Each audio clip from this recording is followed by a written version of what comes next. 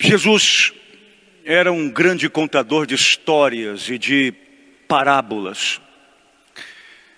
Jesus não era somente um homem que usava com maestria palavras, mas que também usava com muita maestria símbolos e imagens. Nós aprendemos com Jesus, minha gente, que os símbolos são mais poderosos muitas e muitas vezes do que palavras e discursos. Nós também aprendemos com Jesus que os símbolos são mais eloquentes, são mais persuasivos que muitas ou muitos discursos que já ouvimos por aí. Jesus era um homem que, quando falava ou contava histórias no contexto de parábolas, ele tinha algumas intenções muito objetivas e distintas. Primeiro, Jesus, quando falava em parábolas, ele tinha como uma primeira intenção usar a simbologia, usar as imagens da realidade que o povo que o ouvia, os seus ouvintes, pudessem compreender. Mas não só isso, levar o povo a refletir o além imagem, o além símbolo, percebendo que as imagens e os símbolos narrados por Jesus Cristo tinha essa intenção de como tirar as escamas dos olhos, a miopia, e poder enxergar a realidade e a vida através de um outro ângulo. Um terceiro objetivo das parábolas contadas por Jesus também era o método terapêutico. Jesus, quando contava as parábolas, ele queria que os seus ouvintes mergulhassem em si mesmos, autoconhecimento. Que os seus ouvintes pudessem fazer uma releitura de sua vida e, relendo a sua vida, pudessem encontrar um novo sentido. E encontrando um novo sentido, pudessem encontrar o próprio Deus que dava sentido à vida dos homens. Um quinto ponto é que quando Jesus contava parábolas, falava em parábolas, Jesus queria que as pessoas pudessem entender o reino de Deus, mas também entender o Deus que era o Senhor do reino, e ao mesmo tempo levar o homem a entender o seu próprio mistério, já que fomos criados à imagem e semelhança de um Deus mistérico, e somos também imagem e semelhança desse Deus, uma vez que Deus é um grande mistério, e nós também temos muitas coisas em nós mesmos que são misteriosas, e que nós vamos viver aqui talvez uma vida toda, 100 anos, para quem chegar lá, alcançar essa dádiva vital, mas mesmo assim, muitas coisas ficarão incompreensíveis em si mesmos. Sexto ponto, Jesus falava em parábolas, não para confundir, mas para usar os elementos próprios daquela cultura, daquele ambiente, e que as pessoas pudessem olhar para a própria natureza e perceber que nela havia sinais visíveis, perceptíveis de Deus falando e comunicando com os homens. Eu ficaria aqui até amanhã, sem parar um minuto de falar, todas as possibilidades, porque são até inenarráveis e não são fechadas em si mesmas sobre o que são parábolas. Mas há uma coisa determinante nas parábolas, que Jesus, quando falava em parábolas, a sua intenção era provocar o ouvinte, era que ele refletisse o que ele estava falando a partir daqueles símbolos e imagens. Você não pode sair de uma missa sem refletir um pouco a tua vida. Você não pode ler a palavra de Deus e não pensar um pouco como está a tua vida. Nós temos que parar com a mania de ficar ouvindo o Evangelho todos os dias e ficar achando que ele serve para a vida do José, da Maria, do Pedro, do Paulo, e começarmos a entender que a palavra serve primeiro para mim. Nós temos que parar de fazer carapuças para colocar nos outros e começar a colocar e vestir em nós mesmos, porque a palavra deve tocar primeiro naquele que está ouvindo, debruçado sobre aquele que fala, que é o Senhor Jesus de Nazaré. Muito bem, saindo dessa básica introdução, eu entro na profundidade do texto de hoje do Evangelho de Marcos. Nós temos duas parábolas. Eu fiquei pensando qual eu ia, porque senão ficaríamos aqui muito tempo. Como nosso tempo é curto, é sucinto, eu vou apenas trabalhar uma única parábola. São 2 versículos apenas.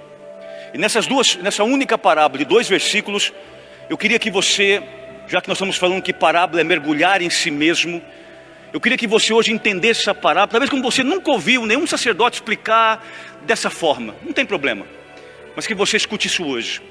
Eu queria hoje falar sobre esse grão de mostarda, mas eu queria que você se visse como um grão de mostarda. Diga-se comigo, eu sou um grão de mostarda.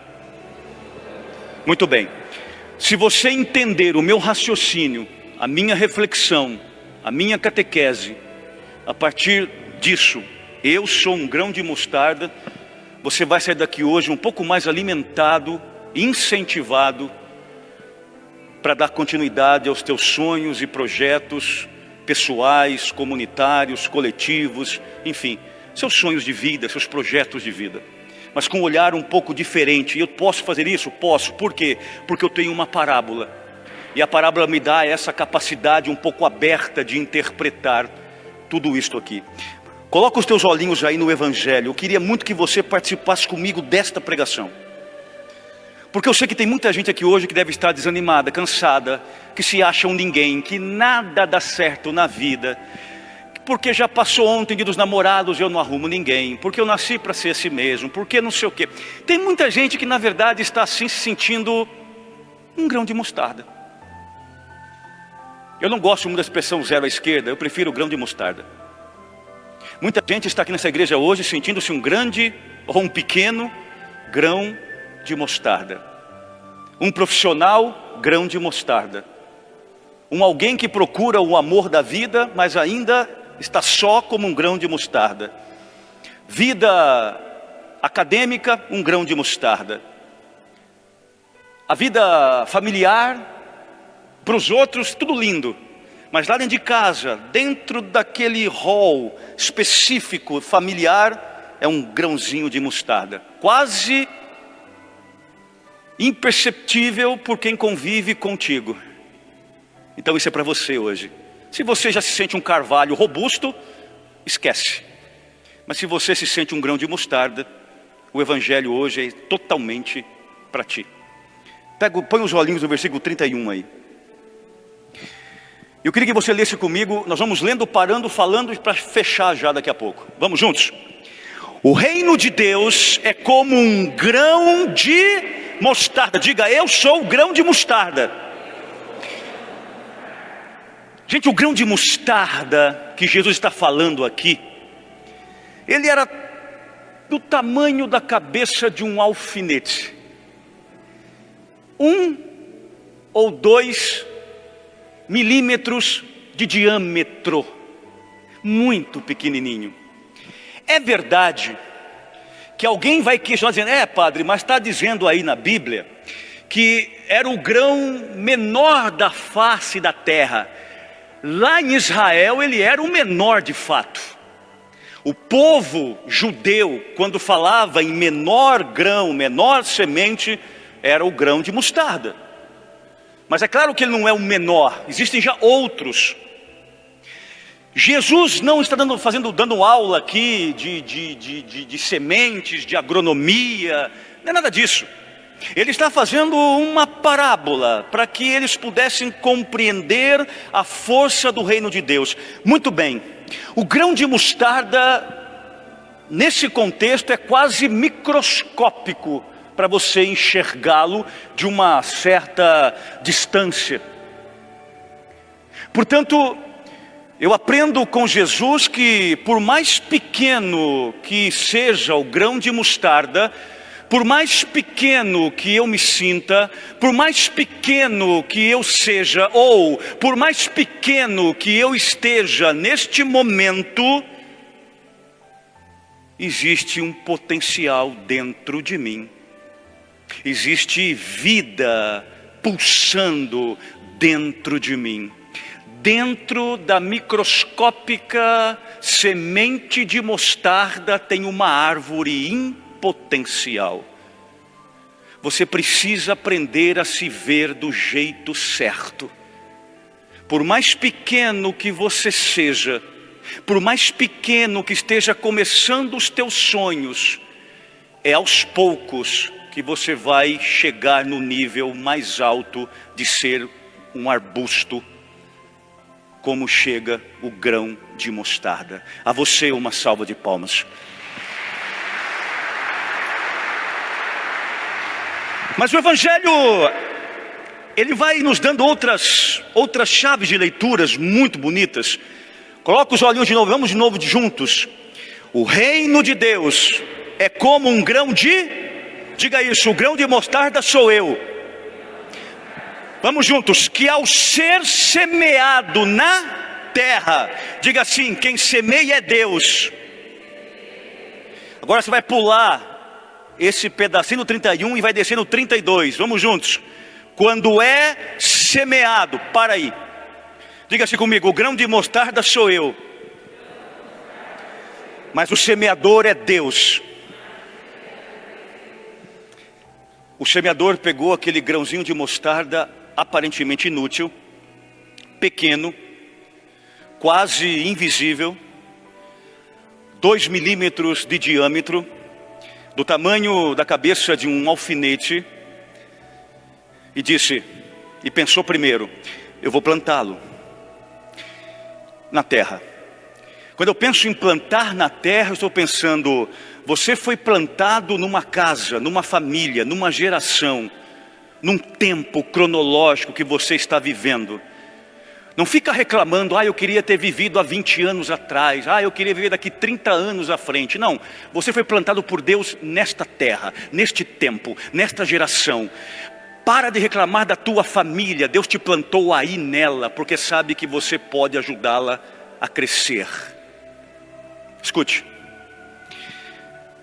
se você que está aqui já foi sitiante, ou ainda é, se você tem chácara, ou se você ainda mora num lugar que é tudo calçado, mas lá no fundo da tua casa tem nem que for um pedacinho de terra que você planta cebolinha, que você planta coentro, ou que você tem uma rosa plantada,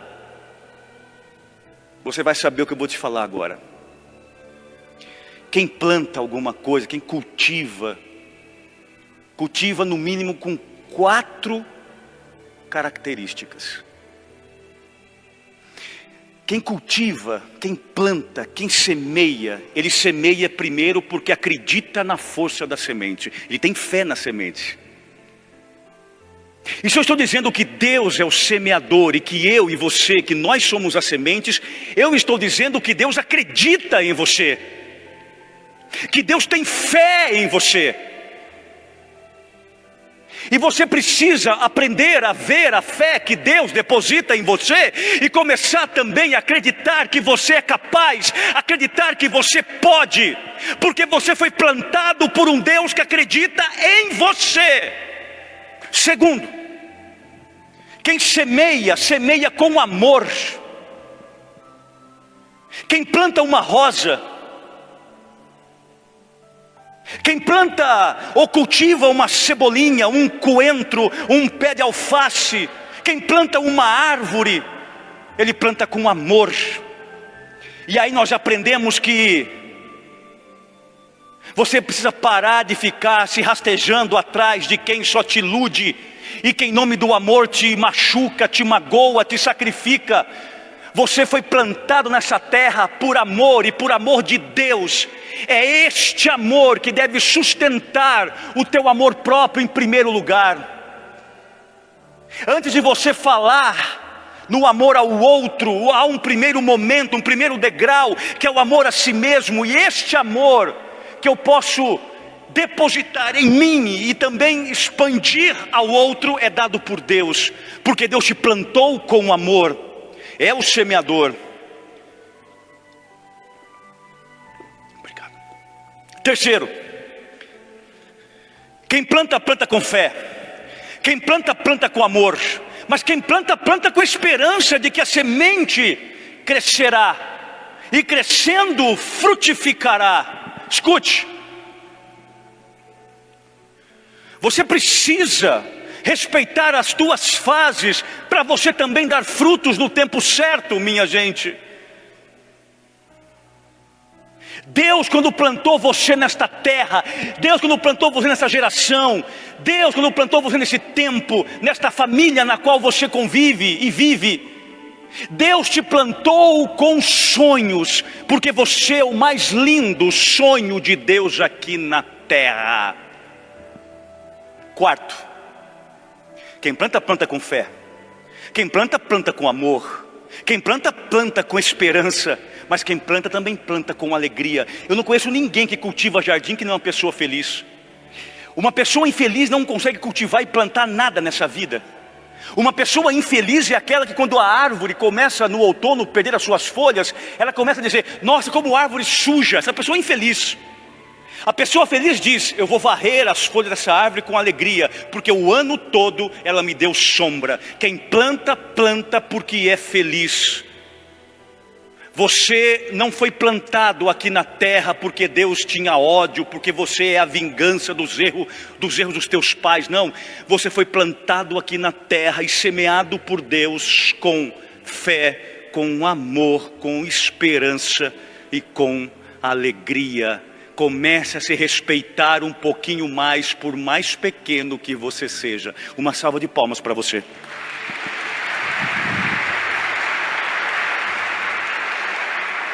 Escute, escute. Bota teu olho de novo aí no 30. E Jesus continuou: com que mais poderemos comparar o reino de Deus? Que parábola usaremos para representá-lo? O reino de Deus é como o grão de mostarda. Diga isso comigo: eu sou o grão de mostarda, que ao ser semeado na terra, diga: Deus me semeou. É a menor de todas as sementes. Eu nasci para ser infeliz, nada dá certo na minha vida, os meus empreendimentos não caminham, a minha vida sentimental não engata, a minha vida acadêmica só patina. Oh, que judiação!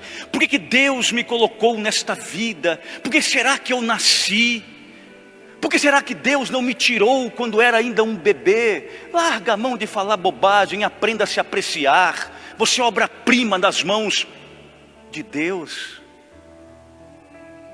O semeador tem fé em ti, acredita em ti, espera em ti, sonha por ti. Você é o sonho mais lindo de Deus. Imaginou? A gente, quando sonha com Deus, já fica embasbacado o dia todo. Você imagina saber que Deus sonha com você? Isso é esperança de que, por mais pequeno que eu seja, por mais frágil que eu seja, por mais humano que eu seja, por mais limitado que eu seja, Deus me ama. Uma salva de palmas para Deus.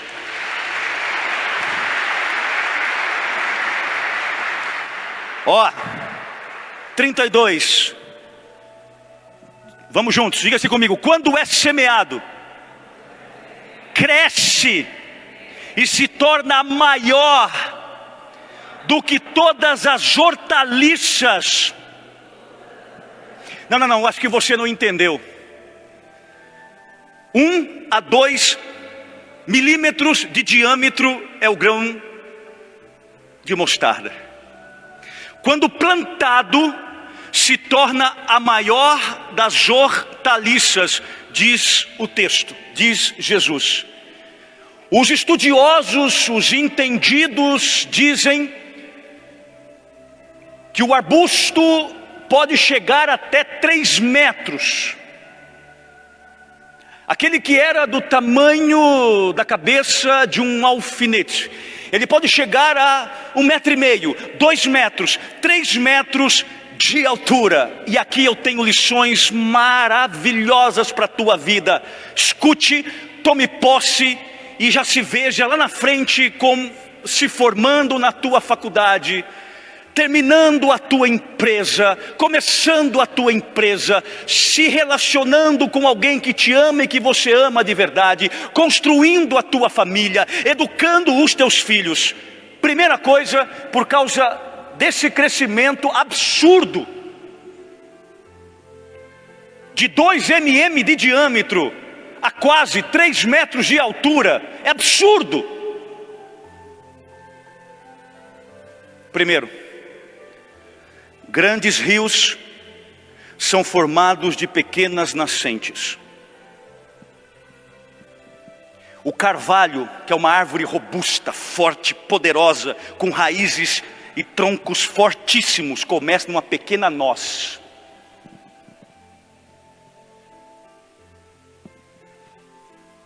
Tem muitas franquias no país espalhada hoje, de alimentos, de coxinha, de salgado, gastronomia, que começou com uma senhora que vendia no ponto de ônibus.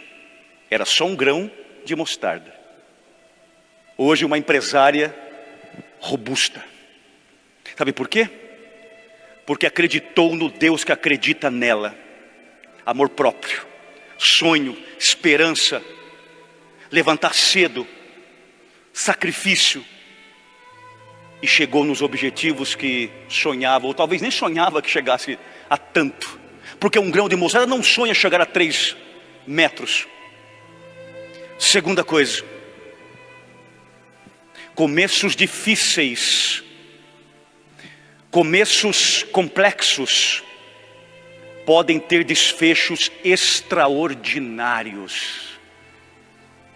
Quem aqui já ralou na vida e hoje está dizendo, estou bem, estou tranquilo. Você sabe o tanto que você ralou para chegar aonde você chegou. Mas sabe qual é o nosso grande mal? É que nós nos criticamos, nos avaliamos, nos auto-julgamos o tempo todo. Nós não acreditamos na gente. Nós não celebramos as pequenas vitórias. Deixa eu te perguntar. Essa semana que terminou aí, ontem, sábado, já que hoje é domingo, primeira semana, vamos pôr de segunda a sexta. A semana inteira você passa se julgando, se avaliando, se criticando. Eu tinha que ter feito mais, eu feito menos, não fiz, eu fiz e pipipi. Eu te pergunto, no sábado você tirou um tempo para você dizer para você parabéns? Você conseguiu? Porque é de passo em passo, é de pequenas em pequenas celebrações que nós chegamos a grandes vitórias, minha gente. Não espere a grande celebração se você já pode celebrar as pequenas, as micro conquistas agora, as pequenas vitórias, as pequenas conquistas, os pequenos alcances. Porque você é uma semente potencial. Outra coisa, toda semente precisa de estímulo. E nós também precisamos de estímulos. Quando a semente começa a despontar com os seus primeiros brotos, todo broto é muito sensível. O broto precisa de muito cuidado, o broto precisa de alimentação, o broto precisa de luz, o broto precisa de água. Olha o que eu vou lembrar aqui. Quem é a tua luz? Jesus. Eu sou a luz do mundo, quem me segue não andará nas trevas. João capítulo 8, versículo 12. Quem é a tua água? João capítulo 4, é o Espírito Santo. Disse Jesus, do meu seio jorrarão rios de água viva. Deus não te lançou na terra e deixou você aqui abandonado, não.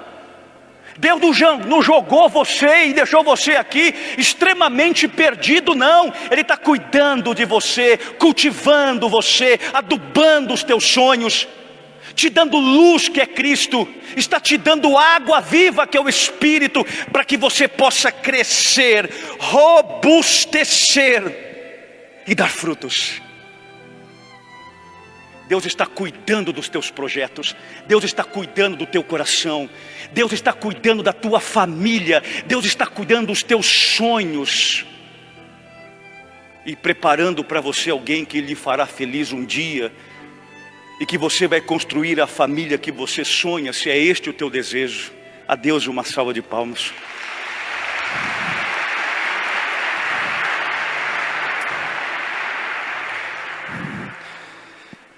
Algumas pessoas se perdem na vida porque perdeu a resposta desta pergunta.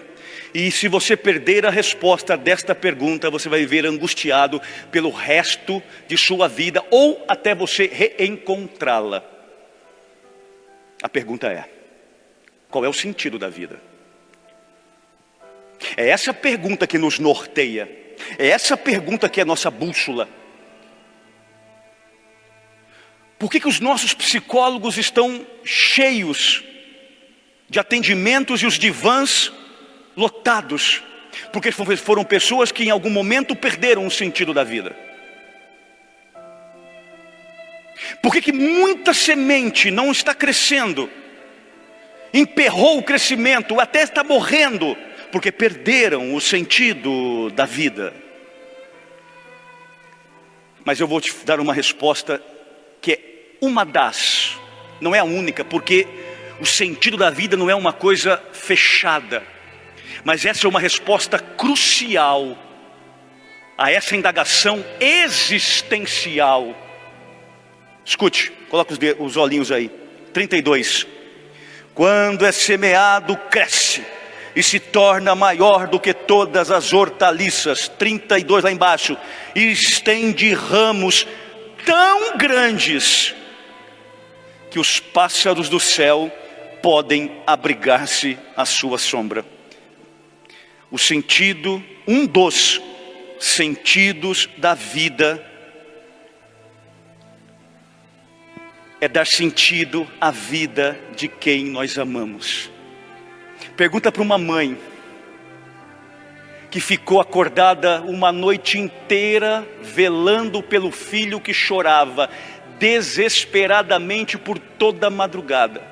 Ela está acabada no outro dia.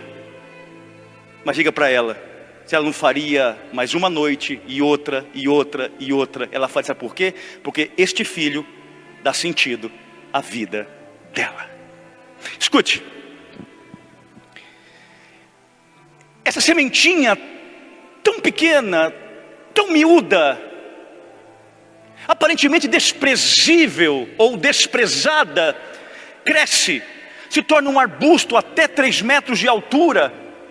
E aí ela tem uma copa maravilhosa que pode servir de abrigo para os pássaros. Você sabe que os pássaros são lindos, não só quando voam, mas são lindos também quando pousam para descansar. Ser abrigo é ser esconderijo de alguém. Ser abrigo é ser próximo de alguém. Ser abrigo é dar sentido, amor para quem está cansado em algum momento da vida. Ei marido, seja o abrigo da tua esposa. Ei esposa, seja o abrigo do teu marido. Ei filhos, sejam abrigos dos irmãos, dos pais. Ei jovens, sejam abrigos dos mais idosos.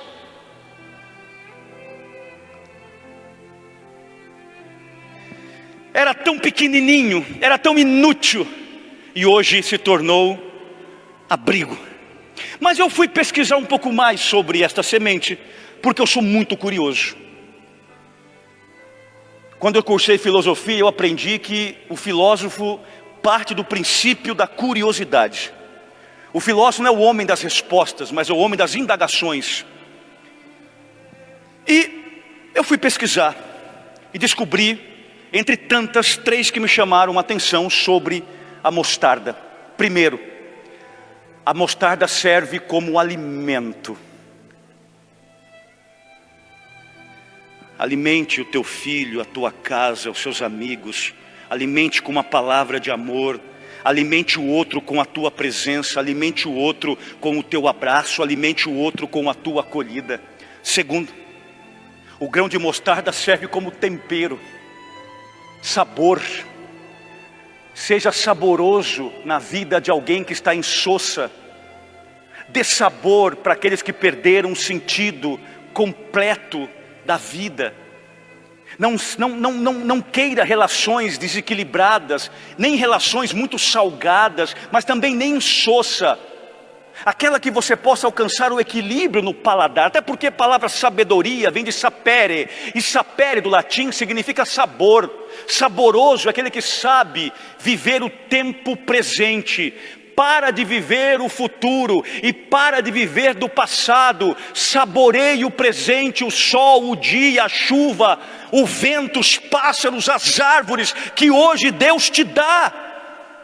Tem gente que vive só para o futuro e perde o sol brilhante de hoje. Outros vivem presos no passado, pesados por causa do passado, e esquecem da alegria do presente.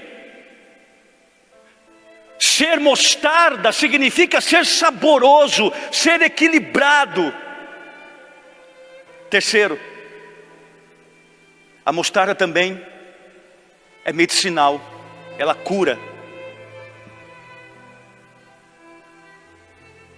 Às vezes o abraço que você deu naquela manhã no teu filho curou a tristeza dele.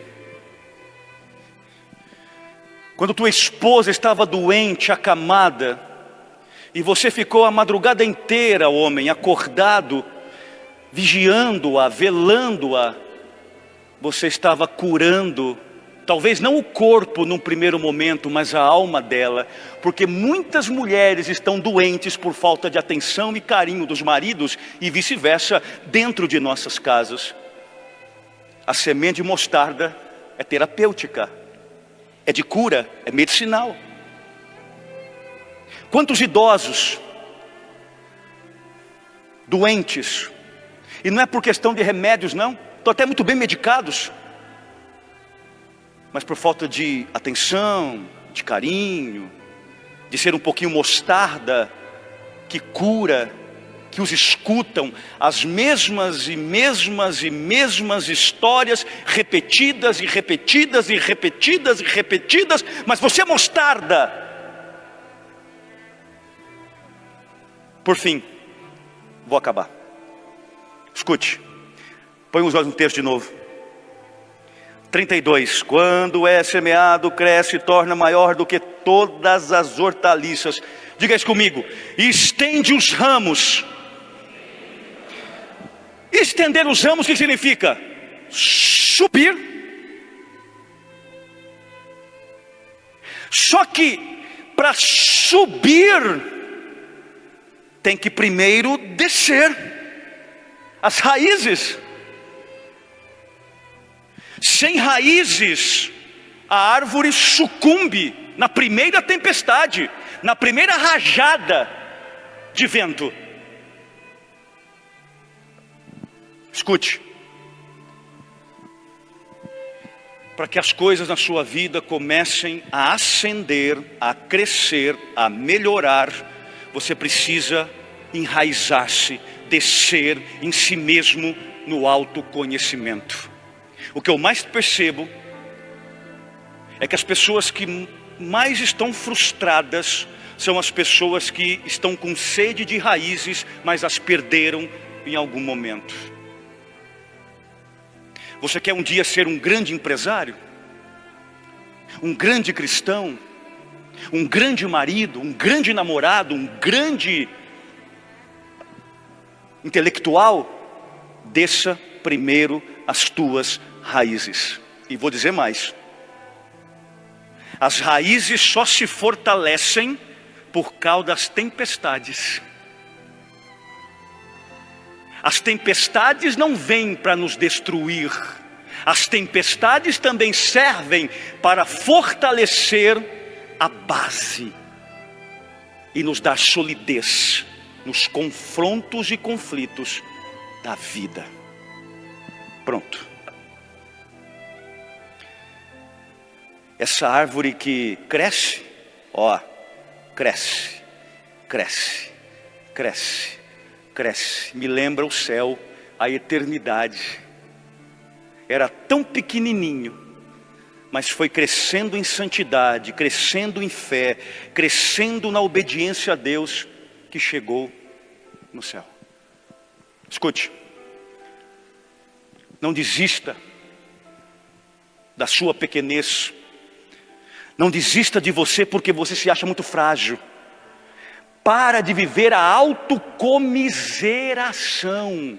Você não é miserável, você não é coitado, você não é zero à esquerda, não. Você é um pequeno grão de mostarda com o potencial de ser a grande hortaliça. Deus acredita em você. Por favor, acredite em você também. Uma salva de palmas a você.